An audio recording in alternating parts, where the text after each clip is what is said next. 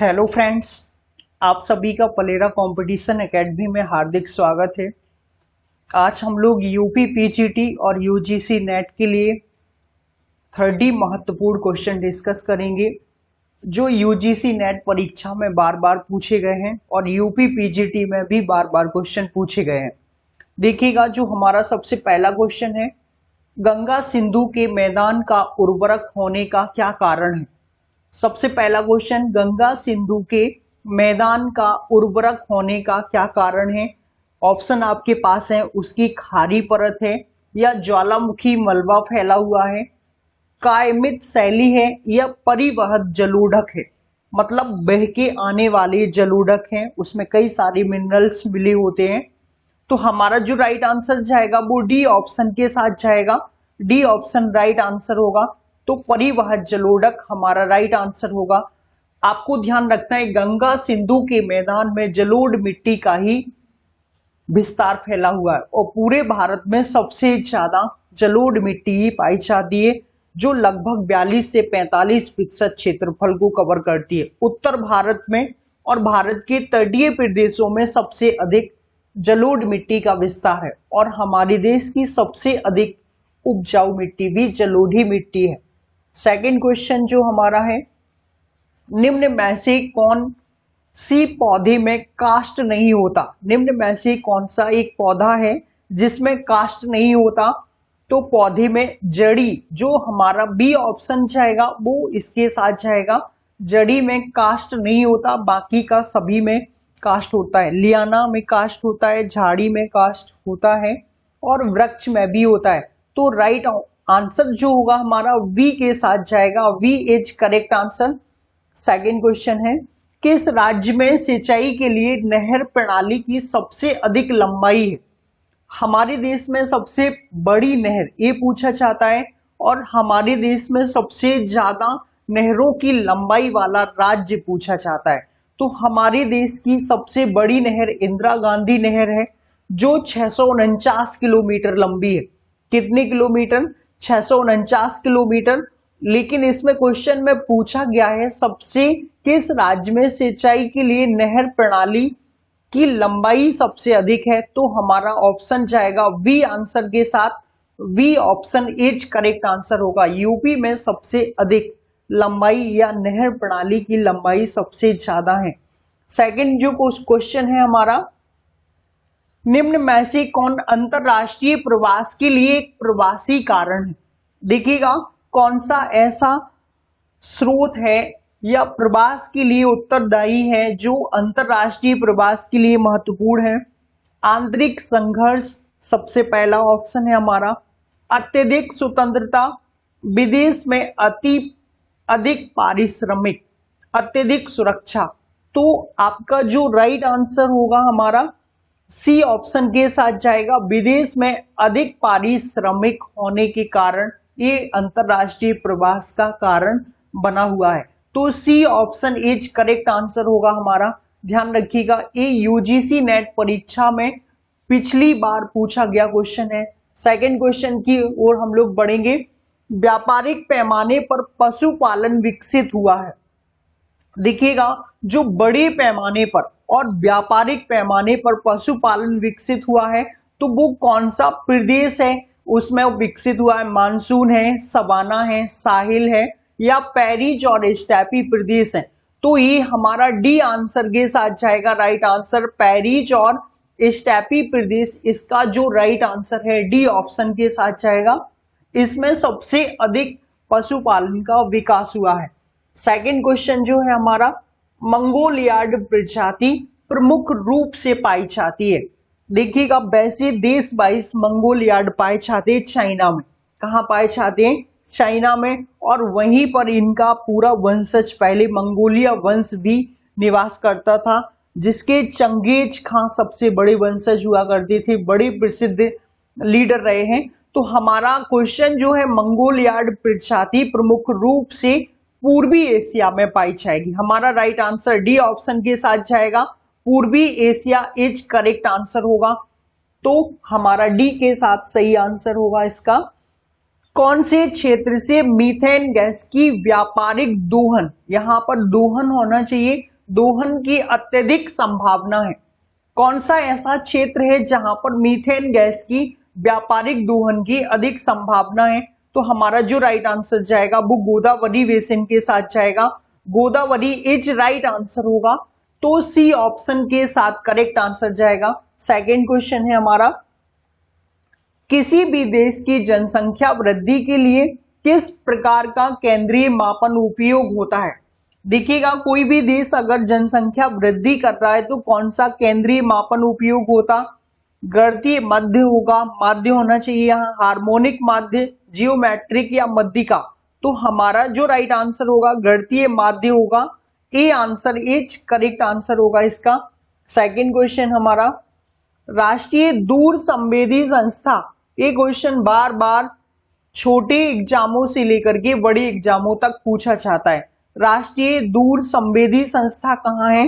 तो हमारा इसका जो राइट आंसर जाएगा वो हैदराबाद के साथ जाएगा। हैदराबाद में राष्ट्रीय दूर संवेदी संस्था मौजूद है। D option is correct answer होगा।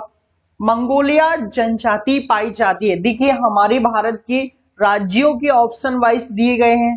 भारत के राज्यों में कहां पर मंगोलियाड पाए जाते हैं, कुछ स्तर इनका देखने के लिए मिल जाता है। तो मेघालय राज्य इज करेक्ट आंसर होगा। यहाँ की सबसे प्रसिद्ध जनजाति खासी, गारो, जयंतिया भी मंगोलियाड से संबंध है इनका। तो आपको ध्यान रखना है मंगोलियाड जनजाति कहाँ पाई जाती है? मेघालय राज्य इज करेक्ट आंसर होगा। सी ऑप्शन के साथ जाएगा राइट आंसर। सेकंड क्वेश्चन है, किस उत्तर पूर्वी राज्य में, कौन सा उत्तर पूर्वी राज्य है जिसमें जनजाति की जनसंख्या का न्यूनतम जमाव है? मतलब सबसे कम जनसंख्या पाई जाती है जनजातियों की। तो कौन सा उत्तर पूर्वी राज्य होगा हमारा? इसका जो राइट आंसर जाएगा वो अरुणाचल प्रदेश के साथ जाएगा। किसके साथ? Arunachal Pradesh is correct answer होगा। तो डी ऑप्शन के साथ जाएगा हमारा राइट आंसर। सेकंड क्वेश्चन है, चाय के बागान कहाँ विकसित किए जाते हैं? जो चाय के बागान हैं वो कहाँ पर विकसित किए जाएंगे? विषुवतीय रेखीय प्रदेश, उष्णकटिबंधीय पतझड़ प्रदेश, उष्णकटिबंधीय घास स्थल, या नन ऑफ दीज होगा इसमें से। तो बी ऑप्शन हमारा करेक्ट आंसर होगा। कौन सा होगा? बी आंसर इज सही होगा। उष्णकटिबंधीय पतझड़ प्रदेश में सबसे अधिक चाय के बागान पाए जाते हैं। और हमारे देश वाइज बात की जाए, इंडिया में सबसे अधिक चाय का उत्पादन असम राज्य में किया जाता है। कौन से राज्य में?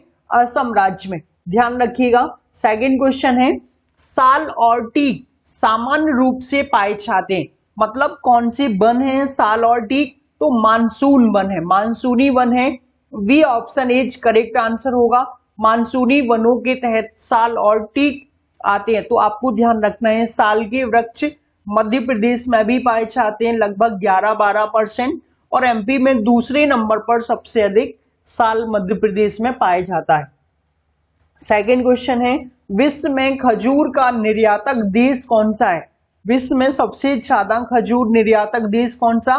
तो ईरान के साथ जाएगा। ईरान सबसे अधिक खजूर निर्यातक देश है। हमारा राइट आंसर होगा A option is correct answer होगा। सेकंड क्वेश्चन है, किसी भी प्रदेश में संसाधन का विकास मुख्य रूप से निर्भर करता है। देखिएगा, कोई भी प्रदेश हो तो संसाधन का विकास मुख्य रूप से निर्भर करेगा। चार ऑप्शन आपके पास हैं। तो हमारा जो राइट आंसर होगा इसमें से लोगों की आवश्यकताएं एवं महत्वाकांक्षाओं पर। तो D option is correct answer होगा। लोगों की आवश्यकताएं एवं महत्वाकांक्षाओं पर निर्भर करता है। तो डी ऑप्शन के साथ जाएगा हमारा राइट आंसर। सेकंड क्वेश्चन है, कांग्लोमरेट चट्टान में क्या अप्रासंगिक है? कांग्लोमरेट जो चट्टान होती है इसमें क्या अपरिवर्तित है? तो हमारा सी ऑप्शन के साथ जाएगा कायांतरण। ध्यान रखिएगा, सी ऑप्शन के साथ जाएगा हमारा राइट आंसर। तो सी के साथ जाएगा कायांतरण, इज राइट आंसर होगा। सेकंड क्वेश्चन है, आइसोहेलाइन का संबंध है। आइसोहेलाइन का संबंध किससे है? तो लवणता से। किससे होगा? लवणता से आइसोहेलाइन का संबंध है। B answer is correct answer होगा, ये बार बार पूछा गया है। सेकंड क्वेश्चन है आइसोवाल का संबंध किससे है? देखिएगा जो आइसोवाल है वो गति से रिलेटेड है। किससे रिलेटेड है? गति से रिलेटेड है। सेकंड क्वेश्चन है जो आइसोहाइट का संबंध किससे है? ये वर्षा से है। किससे? वर्षा से। A option is correct answer होगा। तो आइसोहाइट का जो संबंध होगा वो वर्षा के साथ जाएगा। सेकंड क्वेश्चन है आइसोबार का संबंध। ये देखिएगा कई बार पूछ लिया जाता है, कई बार आइसोहाइट पूछा गया है, आइसोबार पूछा गया है, आइसोहेलाइन पूछा गया है। तो आइसोबार का संबंध दबाव से है। किससे है? दबाव। B option is correct answer होगा इसका। सेकंड क्वेश्चन है हमारा निम्न में से समुद्री जलधाराओं में से प्रशांत महासागर की गल्फ धारा को चुनिए। देखिएगा कौन से चार ऑप्शन है, ये थोड़ी सा टाइपिंग मिस्टेक हुआ है, इधर उधर हुए हैं। तो बी ऑप्शन के साथ जाएगा हमारा सही आंसर क्यूरोसिवो। जलधारा प्रशांत महासागर की गल्फ जलधारा के जैसे ही है। Second question is right answer होगा हमारा बी ऑप्शन इसका करेक्ट आंसर होगा क्यूरोसिवो। सेकंड क्वेश्चन है सिंधु तथा ब्रह्मपुत्र उदाहरण है। ये नदियां भी पूछ ली जाती हैं और ये कौन सी नदियां हैं? हिमालय के पहले से इनका निर्माण हो चुका था तो इनको पूर्ववर्ती अववाह तंत्र के नाम से जाना जाता है। C option is correct answer होगा सिंधु, ब्रह्मपुत्र और सतलुज। अगर ऑप्शन होता तो सतलुज भी पूर्ववर्ती है। ये तीन नदियां पूर्ववर्ती हैं जो हिमालय के पहले से ही बह रही हैं। सिंधु, ब्रह्मपुत्र और सतलुज ये तीनों पूर्ववर्ती अववाह तंत्र का उदाहरण है। सेकंड क्वेश्चन जो है दो अनुक्रमिक ज्वारों के बीच का औसत समय अंतराल कितना होता है? देखिएगा जब समुद्र में ज्वार भाटा आते हैं तो उनके समय का दो अनुक्रमिक ज्वारों के बीच औसत समय अंतराल 12 घंटे 26 मिनट। कितना? 12 घंटे 26 मिनट का होता है। तो हमारा जो राइट आंसर जाएगा वो बी ऑप्शन के साथ ही जाएगा। सेकंड क्वेश्चन है हमारा स्थान को निर्धारित करने के लिए अक्षांश तथा देशांतर दोनों को जानना आवश्यक है। देखिएगा अगर कोई स्थान निर्धारित करना है तो अक्षांश तथा देशांतर दोनों को जानना आवश्यक है। किसके लिए? अवस्थिति के लिए। डी ऑप्शन सही होगा। अवस्थिति इन दोनों की मदद से हम जान पाएंगे किस किस की? अक्षांश और देशांतर की मदद से। दोनों काल्पनिक रेखाएं हैं जो पृथ्वी के डिवाइडेशन में बहुत ही उपयोगी है। सेकंड क्वेश्चन है हमारा राजनीति भूगोल के जनक कौन है? तो हमारा राइट आंसर जाएगा रैडचेल। कौन सा है? C option is correct answer होगा। राजनीति भूगोल के जनक रैडचेल है। रीमलैंड थ्योरी किसने लिखी या किसने दी? तो स्पाइकमैन ने दी थी। किसने दी थी? स्पाइकमैन इज करेक्ट आंसर होगा। ए ऑप्शन के साथ हमारा राइट आंसर जाएगा स्पाइकमैन ने रीमलैंड थ्योरी दी। आइसोडापेन का संबंध किससे है? अगला जो क्वेश्चन है आइसोडापेन का, देखिएगा हमारा जो राइट आंसर जाएगा डी ऑप्शन के साथ जाएगा समतुल्य परिवहन लागत की रेखा। ये आइसोडापेन कहलाती है। तो समतुल्य परिवहन लागत की रेखा क्या कहलाएगी? आइसोडापेन कहलाएगी। झरिया कोल क्षेत्र किसके लिए प्रसिद्ध है? देखिएगा जो झरिया कोल क्षेत्र है वो कोल क्षेत्र तो है ही, झरिया में सबसे अधिक कोल के भंडार भी हैं। अब है किस राज्य में? तो झारखंड के साथ जाएगा। B option is correct answer होगा। झारखंड में झरिया कोल क्षेत्र मौजूद है। सेकंड क्वेश्चन है और हमारा इस सीरीज का अंतिम क्वेश्चन प्रोजेक्ट टाइगर योजना कब प्रारंभ की गई? देखिएगा हमारे देश में प्रोजेक्ट टाइगर योजना 1973 में लॉन्च की गई। कब की गई? 1973। ध्यान रखिएगा सबसे पहले इसमें जुड़ने वाला राष्ट्रीय उद्यान जिम कॉर्बेट उत्तराखंड का था। 1973 में ही जोड़ा गया। मध्य प्रदेश से इस टाइगर योजना के तहत सबसे पहले कान्हा किसली राष्ट्रीय उद्यान को जोड़ा गया 1974 में। कैलाश सांखल्य इस योजना के जन्मदाता हैं। ध्यान रखिएगा 1973 में कैलाश सांखल्य ने शेरों को बचाने के लिए एक प्रोजेक्ट टाइगर योजना लॉन्च की। और विश्व में प्रोजेक्ट टाइगर के जो जन्मदाता हैं वो गैनी मैनफोर्ड हैं। तो आपको 3-4 पॉइंट प्रोजेक्ट टाइगर से ध्यान रखना है। आपको कैसी लगी क्वेश्चन कमेंट में जरूर बताइएगा। Thank you friends.